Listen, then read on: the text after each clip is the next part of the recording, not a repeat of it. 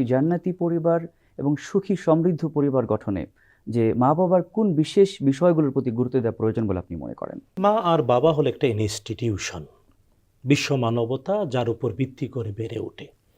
তাই মা আর বাবাকে প্রথম মা বাবা হওয়ার যোগ্যতা অর্জন করতে হয়।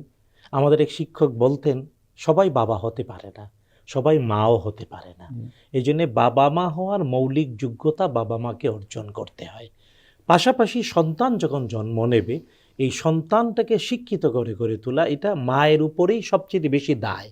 যে কারণে নেপোলিয়ান আমাদের কোরআন হাদিসের কথাটা নিয়ে ইংরেজিতে বলেছে, give me a good mother, I shall give you a good nation. আমার একটা ভালো মা দাও, তাহলে একটা ভালো জাতি উপহার দেব। চমৎকার কথা। আমাদের ইতিহাসে অনেক ব্যক্তিত্ব তৈরি হয়েছেন কেবল মায়ের স্পর্শে, মায়ের অবদানে, মায়ের ত্যাগে, মায়ের দ্বারাই।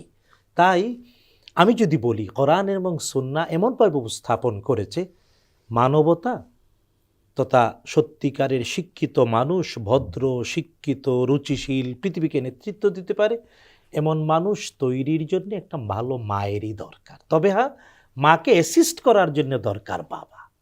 বাবা হলো রাজা, মা হলো রানী। আর এই জন্যই কবি সুন্দর করে বলেছে, রাজা রাজ্য শাসন করে আর রাজাকে শাসন করে রানী। সবাইরে যিনি শাসন করে তারে শাসন করে কিন্তু রানী। এই জন্য এটা কিন্তু ইসলামে দেখুন, মুহাম্মদুর রাসূলুল্লাহ সাল্লাল্লাহু তাআলা আলাইহি ওয়াসাল্লাম, বিখ্যাত হাদিস, রাসূলুল্লাহ সাল্লাল্লাহু আলাইহি ওয়াসাল্লাম বলেছেন, তিনি তার জীবনে দুইবার নবুয়ত এবং রিসালাত সহ নিজের সত্তা নিয়ে প্রশ্নের মুখোমুখি হয়েছেন।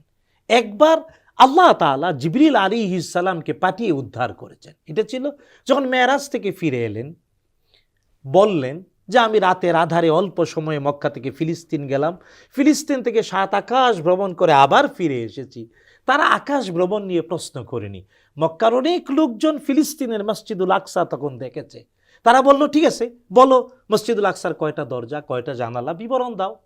কিন্তু রাসূলুল্লাহ সাল্লাল্লাহু আলাইহি ওয়াসাল্লাম তিনি তো আর সবগুলো নিজের চোখকে ওই সময় দেখার বাস্তবতা ছিল না, কিন্তু তিনি বলেছেন, গিয়েছেন, স্বাভাবিক জবাব দেওয়াটা। তখন রাসূলুল্লাহ সাল্লাল্লাহু আলাইহি ওয়াসাল্লাম চিন্তিত হয়ে গেলেন, মুহূর্তে হেসে দিলেন। জিবরিল আলাইহিস সালাম আসলেন, নবীজি দেখেন, অন্য কেউ দেখে না। তার হাতের তালুর মধ্যে, আজকে আমরা যে ওই টেলিভিশনে দেখি, দূরদর্শনে, ঠিক এই ধরনের, জিবরিল আলাইহিস সালাম হাতের তালুতে ভেসে উঠল মসজিদুল আকসা। এবার নবীজি বলেন, প্রশ্ন করো। ওরা প্রশ্ন করলো, আর জিবরিলের হাতের তালুতে দেখে দেখে নবীজি সাল্লাল্লাহু আলাইহি ওয়াসাল্লাম জবাব দিলেন। দ্বিতীয় আরেকটা, রাসূলুল্লাহ সাল্লাল্লাহু আলাইহি ওয়াসাল্লাম 53 বছর মক্কায় ছিলেন। আল্লাহর নির্দেশে মক্কা থেকে হিজরত করলেন ইয়াসরিব, মদিনাতুল মুনাওয়ারা। নবীজি সাল্লাল্লাহু আলাইহি ওয়াসাল্লাম স্বপ্নে দেখলেন উমরা করছেন, ঘোষণা দিলেন, 10,000 নারী পুরুষ মিলে নবীজির সাথে রওনা দিলেন। কিন্তু হুদাইবিয়াতে এসে অসম চুক্তি করতে হলো। রাসূলুল্লাহ সাল্লাল্লাহু আলাইহি ওয়াসাল্লাম তখন বললেন, তোমরা যারা ইহরাম করে এসেছো, চুল কেটে ইহরামটা খুলে ফেলো।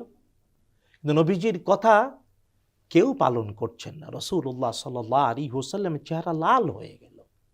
তিনি ঢুকলেন তাঁবুতে, সাথে ছিলেন একজন স্ত্রী, আমাদের একজন মা, নবীজির একজন স্ত্রী। তিনি বললেন, মাযা হাদাসা বিকি ইয়া রাসূলুল্লাহ, কি হলো আপনার হে রাসূল? নবীজি বললেন, যারা আমার কথায় জীবন দেয়, আজ আমি বললাম চুক্তি করেছি, হ্যাঁ তোমরা চুল কেটে ইহরাম খুলে ফেলো, তারা করছে না। তিনি বললেন, আচ্ছা, এই আদেশটা আপনার জন্যে না সবার জন্যে? আপনিও তো তাদের অন্তর্ভুক্ত। নবীজি বললেন, হ্যাঁ। তিনি আমাদের মা বললেন, তাহলে আপনি আগে নিজে করেন, সবাই করে ফেলবে।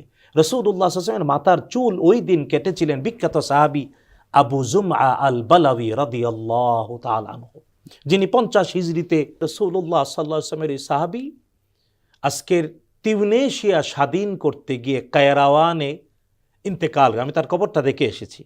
তার কবরের উপরে এখনো রাসূল সাল্লাল্লাহু আলাইহি ওয়াসাল্লামের একগুচ্ছ চুল আছে। আবু জুমআ আল বালাওয়ী রাদিয়াল্লাহু তাআলা রাসূলুল্লাহ সাল্লাল্লাহু আলাইহি ওয়াসাল্লামের পবিত্র মাথার চুল মোবারক কেটে দিলেন। নবীজি ইহরাম খুললেন, দেখে সবাই খুলে ফেলেন।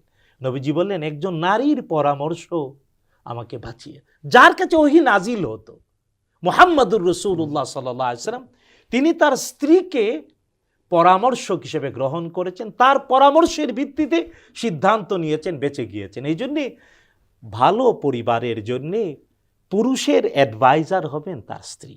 আল্লাহ তাআলা ঠিক এইভাবেই আমাদেরকে সুন্দর পরিবারে ধন্য করুন। আমিন।